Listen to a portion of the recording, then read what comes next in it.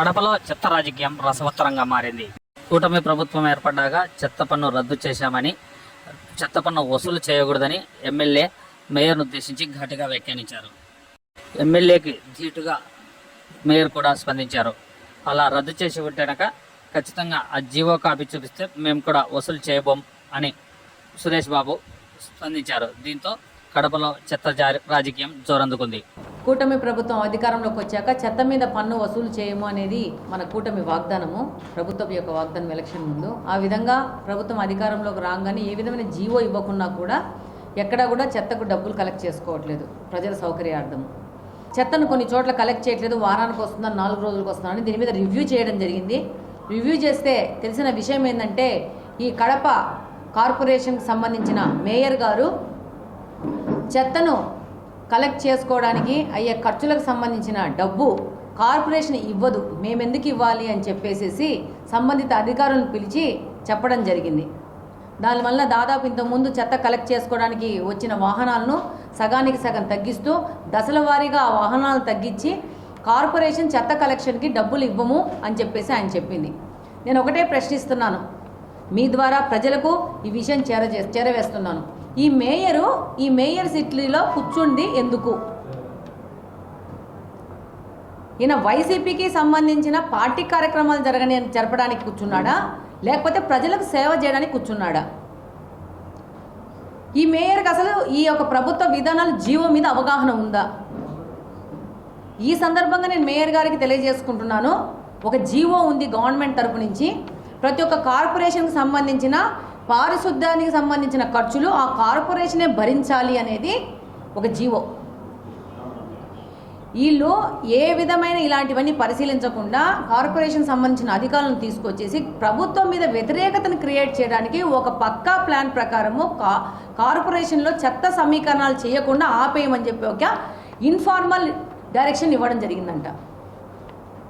మేము ఈ రివ్యూలో చెప్తే అధికారులు మాకు చెప్పిన విషయము, దాదాపు నేను పిలిచిన రోజు కూడా 20 వాహనాలను తగ్గించండి, అట్లా దశల వారీగా తగ్గించేసేసి కొత్త కడప నగరాన్ని చెత్తమయం చేయాలనుకుంటున్నారు. ఆయన ఒక బాధ్యతాయుతమైన మేయర్ పదవిలో ఉన్నాడు. ఆయనకు ఈ మేయర్ పదవిలో కూర్చోబెట్టినందుకు చేయవలసిన డ్యూటీలు ఆయన చెయ్యాల. ఈ విధంగా చర్యలు చేసి ఈ విధంగా ఇంటర్నల్గా కార్పొరేషన్ మొత్తం వాళ్ళ ఆధీనంలో ఉంది అని చెప్పేసి ఈ విధంగా ప్రజల్ని ఇబ్బంది పడితే ప్రజల దగ్గర నుంచి ఒక వ్యతిరేకత వస్తుంది. పైపెచ్చు ప్రజలు సంబంధిత కార్పొరేషన్లో కార్పొరేటర్కి ఫోన్ చేసేసి ఏ ఏరియాలో ఉన్న వాళ్ళు ఫోన్ చేస్తే ఎమ్మెల్యే మాధవిరెడ్డి మేడం మమ్మల్ని చెత్త ఎత్తనీయట్లేదని చెప్తోంది. ఎమ్మెల్యేకి కార్పొరేషన్లో చెత్తకు సంబంధమే లేదు. ఇది కార్పొరేషన్లో సంబంధించిన మేయర్ కింద ఉన్న 50 మంది కార్పొరేటర్కు సంబంధించిన వ్యవహారము. కార్పొరేటర్లు నా మీద వ్యతిరేకత తీసుకురావడానికి నా పేరు వాడుకుంటా అక్కడ చెత్త కలెక్ట్ చేసుకున్న వాళ్ళని ఇన్ఫార్మల్గా ఆపేసేసి ప్రజల నుంచి నా మీద వ్యతిరేకత తీసుకురావాలనుకుంటున్నారు.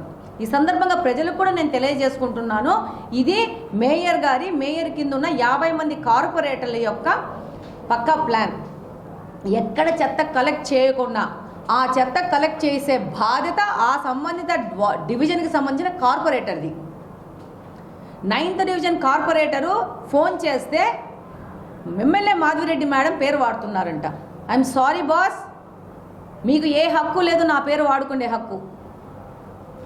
దాదాపు నేను ఎమ్మెల్యేగా అయినప్పటి నుంచి నేను ఎక్కడ రివ్యూకి వెళ్ళినా, ఏ డివిజన్లో రివ్యూకి వెళ్ళినా అక్కడున్న పారిశుద్ధ్య సంబంధించిన దాని మీద ప్రత్యేకంగా దృష్టి సారించి అక్కడికి సంబంధించి అప్పటికప్పుడు సచివాలయ సిబ్బంది మాట్లాడేసి ఇలాంటి ప్రాబ్లము ప్రజలకు గురి చేయకండి అని ఎక్కడికక్కడ నేను డైరెక్షన్స్ ఇస్తూ వాళ్ళకి అలర్ట్ చేస్తూ వెళ్తున్నాను. మీరు ఇలాంటి దొంగ ప్లాన్లు చేసుకుంటా కడప నియోజకవర్గంలోని ప్రజల్ని ఇబ్బంది పెట్టదలుచుకుంటే ఇప్పుడు మీకు ఈ ఎలక్షన్లో 1+10 రిజల్ట్స్ ఇచ్చినారు. రేపు ఇది రిపీట్ అయ్యి ఈ కార్పొరేషన్లో కూడా మీ అందరినీ చుట్టుకుంటుంది ఈ రిజల్ట్. మీరు ఏమన్నా చెయ్యండి, మీరు ఆ కార్పొరేటరు ప్లేస్లో కూర్చున్నందుకు దానికి సంబంధించిన న్యాయం మీరు చెయ్యండి అంతే. నువ్వు వేరే పార్టీ ఉండవు, నేను వేరే పార్టీ ఉంటాను. పార్టీల పరంగా రాజకీయ పరంగా మనము చేసుకుందాం, మన ఉద్యమాలు మన పోరాటాలు మనం చేసుకుందాం. కానీ పార్టీలు వేరని చెప్పేసి ప్రజల్ని ఇబ్బంది పడితే మాత్రం ప్రజల నుంచి రెవల్యూషన్ వస్తుంది చెప్తున్నాను. నేనైతే ఆ ప్లేస్లో ఉంటే నా యొక్క చెత్త కలెక్ట్ చేయకుండా ఎనీ కార్పొరేటర్ ఎనీ మేయర్ ఆపితే నేను ఆ చెత్త తీసుకుపోయి కార్పొరేటర్ ఇంట్లో మేయర్ ఇంట్లో తోసేస్తాను. వాళ్ళు ఎత్తుకుంటారు. ప్రజల నుంచి ఈ విప్లవం రావాలని కోరుకుంటున్నాను నేను. ఎందుకు చేస్తారు వీళ్ళు? వీళ్ళని కూర్చోబెట్టిన స్థానానికి విలువ ఇవ్వండి. మీరు ప్రజల్ని ఇబ్బంది పెట్టకండి. మీ పర్సనల్ కక్ష ఉంటే ఇలాంటి విధానాలు చేసే మీ నాయకుడు ఈరోజు 1+10కి దిగిపోయినాడు. రేపు మీ పరిస్థితి ఏందో మీరు గమనించుకోండి. దయచేసి మీకు మరొకసారి విజ్ఞప్తి చేసుకుంటున్నాను. మీరు కార్పొరేషన్లో పారిశుద్ధ్యానికి సంబంధించిన వ్యవహారాలలో మీ యొక్క ఇన్ఫ్లుయెన్స్ వాడేసి మీరు ప్రజల్ని మాత్రం ఇబ్బంది పెట్టకండి. ప్రజలు కూడా నా పేరు వాడుకొని ఎవరన్నా మాట్లాడితే మీరు ఎవరు నమ్మకండి. నేను నా మనస్స వాచ కర్మన కడప నియోజకవర్గ ప్రజల సేవలో నిమగ్నమై ఉండాలని ఈ సందర్భంగా తెలియజేసుకుంటున్నాను. రెండవ పాయింట్, కడప నగరంలో ముఖ్యంగా మనం ఇప్పుడు ఫేస్ చేస్తూ ఉండేది, మనం అనుకున్న దానికంటే పెద్ద ఎత్తున గాంజా, ఈ నష, ఈ యొక్క ప్రాబ్లం చాలా ఉంది. ఈ మధ్య నేను బిస్మిల్లా నగర్కి పోతే మహిళలు స్వచ్ఛందంగా వచ్చి అమ్మ గాంజానే కాదు సొల్యూషను, మెడికల్ షాప్ నుంచి నషా గొళీలు పెట్టేసి వాటి ద్వారా పిల్లలు చెడిపోతున్నారు. ఇంజెక్షన్స్ పెట్టుకొని మత్తు కలిగించే వాటిని ఇంజెక్ట్ చేసుకుంటున్నారని చెప్తున్నారు. వీటన్నిటి మీద చాలా సీరియస్ యాక్షన్లో ఉన్నాము. కొంతమంది మాకు వచ్చి చెప్పడం అప్పటికంటే కొంత పర్సంటేజ్ తగ్గింది అని చెప్తున్నారు. Still we have to work hard. దాని మీద చాలా సీరియస్ యాక్షన్లో ఉన్నాం. దీనికి సంబంధించి డిఐజీ గారిని కానీ ఎస్పీ గారిని కానీ మాట్లాడడం జరిగింది. How to go head. ఈ యొక్క మెడికల్ షాప్స్లో కూడా నషా బిల్లలు అమ్ముతున్నారు. వాటి మీద కూడా ఎలాంటి యాక్షన్స్ తీసుకోవాల్సిన అవసరం ఉంది. వీటన్నిటి గురించి మాట్లాడడం జరిగింది. ముందు చాలా పెద్ద ఎత్తున ఈ యొక్క గాంజా, నషా, ఈ సొల్యూషన్స్ వీటి మీద దాడి చేయడం జరుగుతుంది. వీటిని తగ్గించే కార్యక్రమంలో నిరంతరంగా పనిచేస్తాం. ఈ విధంగా ఎవరన్నా గాంజా తీసుకుంటున్నా, గాంజా అమ్ముతున్నా, గాంజా, నషా ఇలాంటి వాటిలో ఇన్వాల్వ్ అయి ఉన్నా కానీ ఒక టోల్ ఫ్రీ నెంబర్ పెట్టుకొని మీరు స్థానికులు ఇటువంటి సంబంధం లేకుండా ప్రజలు పౌరులకు ఎటువంటి ఎఫెక్ట్ లేకుండా వాళ్ళకు ఒక నెంబర్ ఇస్తాము. ఆ నెంబర్కి ఫోన్ చేస్తే ఇమ్మీడియట్గా మీ సంబంధం లేకుండా యాక్షన్ చేసే విధంగా కొత్త పద్ధతిన ఆధునిక పద్ధతులు ముందుకు పోవడం జరుగుతుంది. నాకు మా బిస్మిల్లా నగర్ పోతే మహిళలు చెప్పారు, మేమేమాత్రం కంప్లైంట్ చేసినా కూడా మళ్ళీ మా మీద దాడులు ఉన్నాయంటున్నారు. దాని మీద కూడా సమగ్రంగా మేము ముందుకెళ్తాము. మీకు ఏ విధమైన నష్టం జరగకుండా దీన్ని ఎలా నిర్మూలన చేయదాని గురించి ప్రత్యేకంగా పద్ధతులు ఆలోచించుకొని పోలీస్ డిపార్ట్మెంట్ సహకారంతో, ప్రభుత్వ సహకారంతో ముందుకు పోవడం జరుగుతుందని తెలియజేసుకుంటున్నాను. అలాగనే ఈ యొక్క కడప టౌన్లో గూండాలము, దాదాలము అనుకునే వాళ్ళందరూ రోడ్ల మీదకి వచ్చి కుర్చీలు వేసుకొని కూర్చొని సాయంత్రాలలో ప్రజలను భయభ్రాంతులు చేస్తున్నారు. మీ అందరికీ చిన్నపాటి విన్నపము, మీరు ఇట్లాంటి చేష్టలు మానుకొని మీ ఇళ్లలో, మీ లివింగ్ రూమ్లలో కుర్చీలు వేసుకొని కూర్చోండి. మీ మీటింగులు మీ ఇళ్లలో పెట్టుకోండి, మీ కాంపౌండ్ వాళ్ళు లోపల పెట్టుకోండి. మీరు రోడ్ల మీదకి వచ్చి కుర్చీలు వేసుకొని ప్రజలను భయప్రాంతులు చేసుకుంటూ ఆ యొక్క ఏరియాలో మిమ్మల్ని దాదాలు, పెద్ద పోటుగాలు అనుకోవాలని మీరు ఫీల్ అవుతున్నారేమో. ఈపులు విమానం మూత మోస్తాయి. డెఫినెట్గా అది స్కూళ్ళల్లో, మున్సిపల్ పిల్లల స్కూళ్ళల్లో వాటర్ ప్లాంట్లు పెట్టుకుంటారు కొంతమంది వైసీపీకి సంబంధించిన చిన్న నాయకులు. వాళ్ళు నాయకులు అనుకొని సొసైటీలో చలామణి అవుతున్నారు. వాళ్ళ దృష్టిలో వాళ్ళు చాలా పెద్దోళ్ళని. మినిమం కామన్ సెన్స్ లేదు. స్కూళ్ళల్లో అప్పుడున్న అధికారంలో ఉన్న వారిని వాడుకొని అధికారం గవర్నమెంట్లో ఉన్న లాలో ఉన్న లొసుగులు తీసుకొని ఈ యొక్క స్కూళ్ళల్లో రకరకాల ప్లేసెస్లో ప్రభుత్వానికి సంబంధించిన ప్లేస్లో వాటర్ ప్లాంట్లు పెట్టినారు. మీరు స్వచ్ఛందంగా మీ వాటర్ ప్లాంట్లు తీసేసేసి మట్టంగా వైండప్ చేసుకొని పోతే బ్రహ్మాండంగా ఉంటుంది. లేకపోతే యాక్షన్స్ తీసుకున్నాక అది కూడా ఇంకా బ్రహ్మాండంగా ఉంటుంది. అక్రమ లేఅవుట్ల మీద ప్రభుత్వము చాలా కఠినతరమైన వ్యవహార శైలితో ముందుకు పోతూ ఉంది. ఈ కడప నియోజకవర్గంలో అక్రమ లేఅవుట్లు మొదటి దశగా గుర్తించి వాటిలో నోటీస్ బోర్డులు పెట్టి అక్రమంగా చేసుకున్న వాటి మార్కింగులు చేస్తే ఈ యొక్క భూ కబ్జాదారులు ఆ మార్కింగులు తుడిసేసి అక్రమ బోర్డులని పెట్టిన హెచ్చరికల్ని, బోర్డులను తీసేసేస్తే మీరు తప్పించుకుంటామనుకుంటే మీ అవివేకము. రెండవ పాయింట్ అంటే ఇప్పుడు ప్రభుత్వం తీసుకున్న మార్కింగ్లు కానీ బోర్డులని ముట్టుకుంటే రెండోసారి మీ మీద కేసులు పెట్టించుకునేదానికి మీరే మాకు అవకాశం ఇచ్చినట్టు, అధికారులకు అవకాశం ఇచ్చినట్టు. కాబట్టి మీరు ఈ యొక్క భూ కబ్జాల్లోంచి కోట్లకు పోయేసి కోట్లలో స్టేలు తెచ్చుకొని మీరేదో తప్పించుకుంటామనుకుంటే అది కూడా దాంట్లో కూడా మీరు ఏదైనా సఫలత సాధించలేరు. దీని మీద చాలా కఠినతరంగా వెళ్ళేసి ఎలా మీ చేతుల్లోంచి ప్రభుత్వం సంబంధించిన కాలువలు భూములు వెనక్కి తీసుకొని ప్రభుత్వానికి అప్పగించే పద్ధతిలో ప్రభుత్వం పనిచేస్తుంది. ఇక్కడ సామాన్య ప్రజలు ఎంతో కష్టపడి దాచుకున్న డబ్బులు ఒక ఇండ్లు అనే కళ కోసము, ఆ కళను సాధికారత చేసుకోవడం కోసము ఒక స్థలం కొని ఒక ఇంటికి యజమాని కావాలన్న ఆలోచనతో మీరు కొంటారు. మీరు ఈ ఇల్లు కొనేటప్పుడు వాటికి ప్రాపర్ పర్మిషన్స్ ఉన్నాయా, అనుమతులు ఉన్నాయా లేదని ప్రతి ఒక్కరు చెక్ చేసుకోవాలని చెప్పి ఈ నియోజకవర్గంలోని ప్రజలకు అందరికీ నేను విజ్ఞప్తి చేసుకుంటున్నాను. నా పేరు చెప్పి ఎమ్మెల్యే గారు చెప్పినారు, ఎమ్మెల్యే గారు అనుమతిని ఇచ్చినారని చెప్పి ఎవరు చెప్పినా వినద్దండి. నేను ఏ విధమైన అసహజమైన అనుమతులు నేను ఇవ్వను. మొన్ననే మినిస్టర్ నారాయణ గారు ఏ అక్రమ కట్టడం జరిగినా till from that date meeting జరిగింది 12వ తేదీ నుంచి ఏ అక్రమ కట్టడం జరిగినా కూడా వాటిని కూల్ చేయమని చెప్పారు. దీంట్లో ఏ విధమైన డిస్కషన్ లేదు, ఏ విధమైన వాళ్ళకి నోటీసులు ఇచ్చేది లేదు, కూల్చి పడేయడమే. దాదాపు 22 కాలువలు అప్రూవల్ అవ్వడం చేయడం జరిగింది. దాని మీద టెండర్ ప్రక్రియ జరిగింది. అందులో 5 కాలువలు ఆల్రెడీ స్టార్ట్ చేసేసి 4 కాలువలు ఫినిష్ చేయడం జరిగింది. మిగతావి జరుగుతూ ఉన్నాయి. దశల వారీగా ఆ కాలువల నిర్మాణం జరుగుతూ ఉంది. కాంట్రాక్టర్కి బిల్లు పెండింగ్లో ఉంది, 4 కోట్ల బిల్లు పెండింగ్లో ఉంది.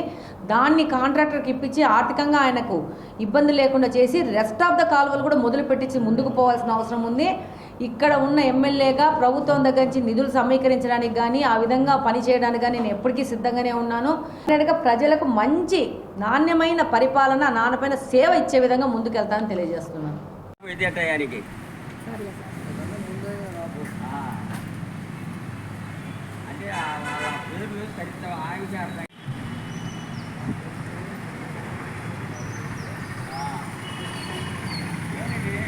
అది 20 ఫీట్ కానీ 15 ఫీట్ కానీ నాకెందుకు నేను సంసారం చేసేవాడిని. నేను ప్రతి ఒక్కరిని కోరుకుంటున్నా, రియల్ ఎస్టేట్ వాళ్ళందరినీ, అయ్యా పిల్లనిచ్చేవాళ్ళు లేరు, వాళ్ళ ఇంటికి మోపిలకాయ పిల్లనిచ్చేవాళ్ళు ఆడల్లో, సందులో కారు పోలేదయ్యా, రోడ్డు వెడల్పు చేయండి అయ్యా అంటే నువ్వు చెప్తావు నా డబ్బున వాళ్ళము ఆ సందులో కట్టుకుంటే మాకు ఏదో ఇండ్లు ఉంటుంది, 40 ఫీట్ అడుగులు 30 ఫీట్లు అడుగు ఆడకట్టుకోవాలన్నా అంటారు.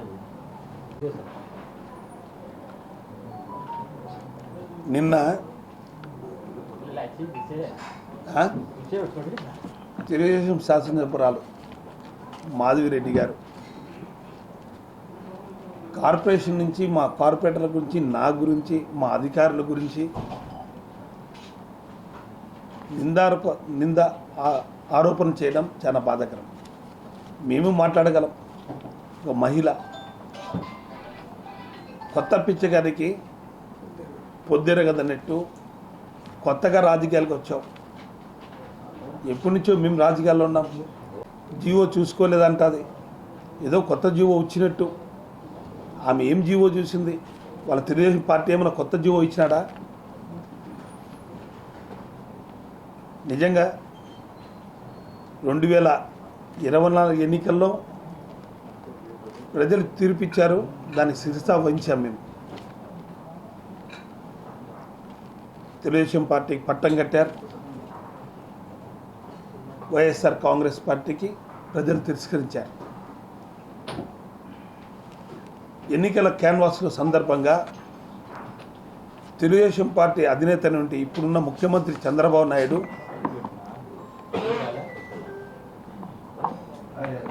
ఎన్నికల్లో చెత్త పనులు చేస్తున్నారు, ప్రజలకు భారం మోపుతున్నారు, చెత్త పన్ను వసూలు చేస్తున్నారు. నేను అధికారం వచ్చిన తర్వాత పూర్తిగా చెత్త పన్ను వదిలేస్తాను ఒక నాయకుడు మాట్లాడితే, చెత్త పన్ను వసూలు చేశారు. చెత్త నా కొడుకులు ఒక స్పీకర్ హోదాలో ఉండే వ్యక్తి ఈరోజు ఆయన మాట్లాడితే ఈరోజు అధికారంలోకి వచ్చారు.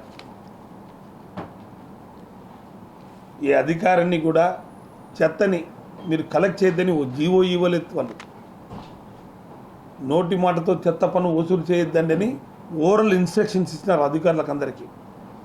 చెత్త పన్ను కూడా వసూలు చేయడం.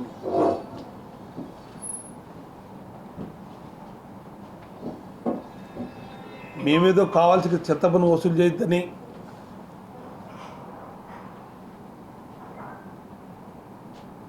క్లాప్ ప్రోగ్రామ్ని మీరు తీసేసేయమని అవక్కులు చవక్కులు మారుతారు. మాకు ఇంకా ప్రజల మీద ప్రేమ ఉంది.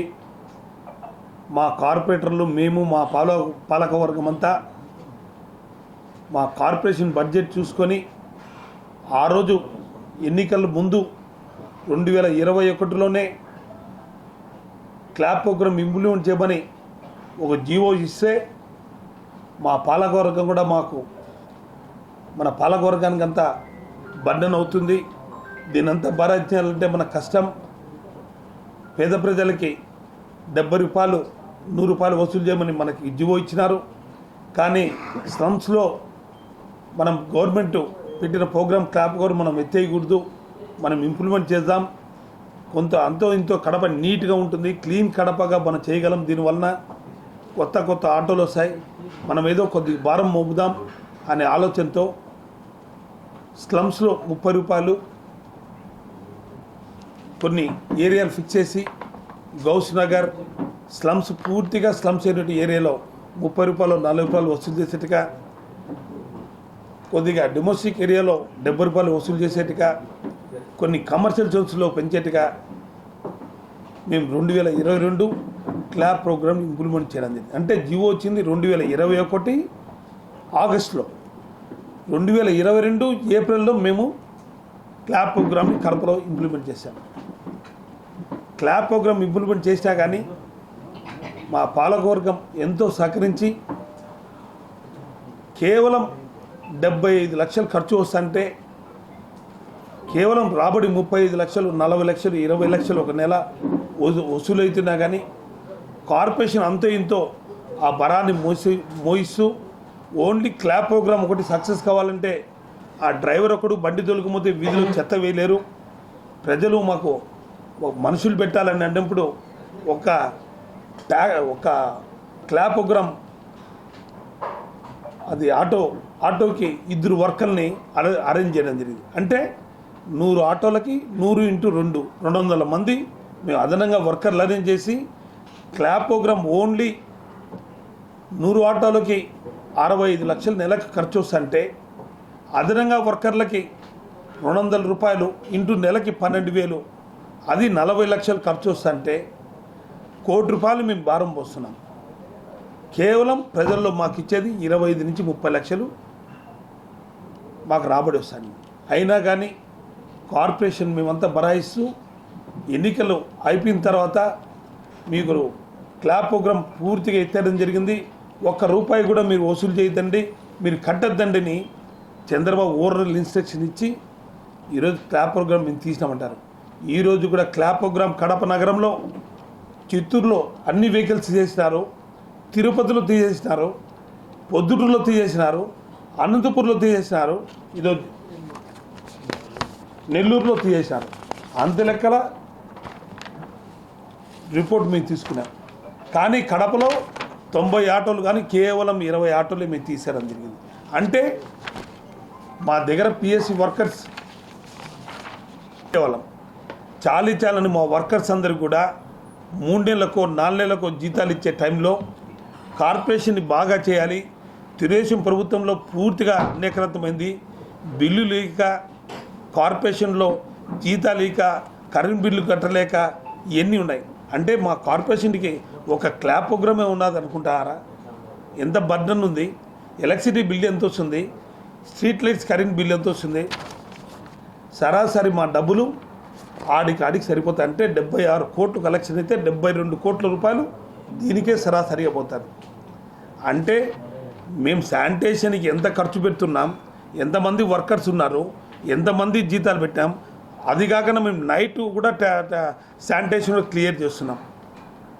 అంటే కార్పొరేషన్లో ఆర్థిక పరిస్థితులు చూస్తూ మేము శానిటేషన్కి ఎక్కువ ప్రయారిటీ ఇస్తున్నాం.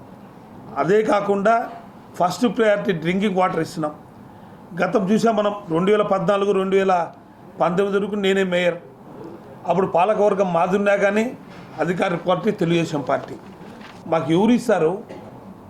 చెత్త పన్ను కలెక్ట్ చేయద్దన్నారు, మాకు డబ్బు రాలేదు. రేపు కట్టాలంటే కార్పొరేషన్ అంతా మేము బడ్డను కట్టాలంటే ఎవరు కట్టారు? అధికారంలోకి వచ్చి 3 నెలలు అవుతుంది. మీరు ఇంతవరకు అధికారులకి క్లారిఫై చేయలే. ప్రతిరోజు అధికారులకి వీడియో కాన్ఫరెన్స్ మాట్లాడతారు నారాయణ. దీని గురించి క్లారిఫై పెడితే నేను చెప్తాం కదా అంటారు 3 నెలల నుంచి.